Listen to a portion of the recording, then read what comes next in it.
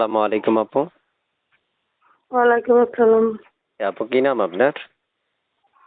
সুমি। সুমি আপুর বয়স কত? 18। কেন আসছেন এই মিডিয়া বা প্রতিবেদনের সামনে? কষ্ট আছে দেখেই তো জীবন আসছি। কষ্ট ছাড়া কি আর কেউ যায়? আচ্ছা আচ্ছা।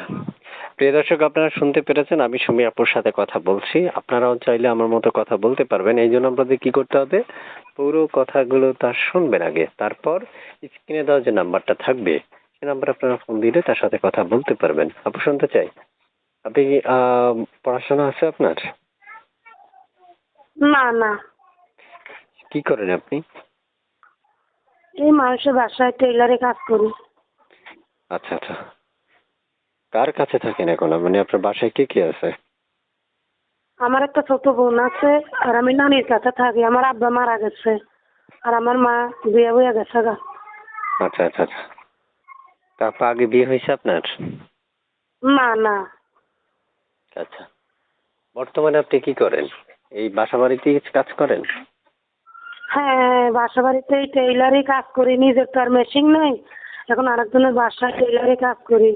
এখন ভাবি যেন একটা ভালো লোক যদি আমার জীবনে পাইতাম, মানে আমাকে তো আর অর্থ সম্পদ নাই যেন টাকা পয়সা ভাঙা চুরা বিয়ে বসবো, এরকম নাই। তো যেই লোক আমারে বিয়ে করবে সেই লোকের টাকা পয়সা ভাঙেই আমারে বিয়ে করবে।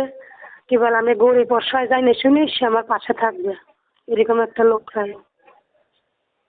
প্রিয় দর্শক, আপনারা শুনতে পেরেছেন, আমি একজন আপুর সাথে কথা বলছি। আপনারাও আমার মতো কথা বলতে পারবেন স্ক্রিনে দেওয়া নাম্বারে ফোন দিলে।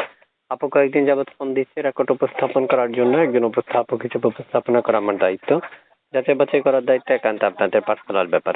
স্ক্রিনে দেওয়া যে নাম্বারটা থাকবে সে নাম্বারে আপনারা ফোন দিলেই তার সাথে কথা বলতে পারবেন। আপু আর কিছু বলবেন?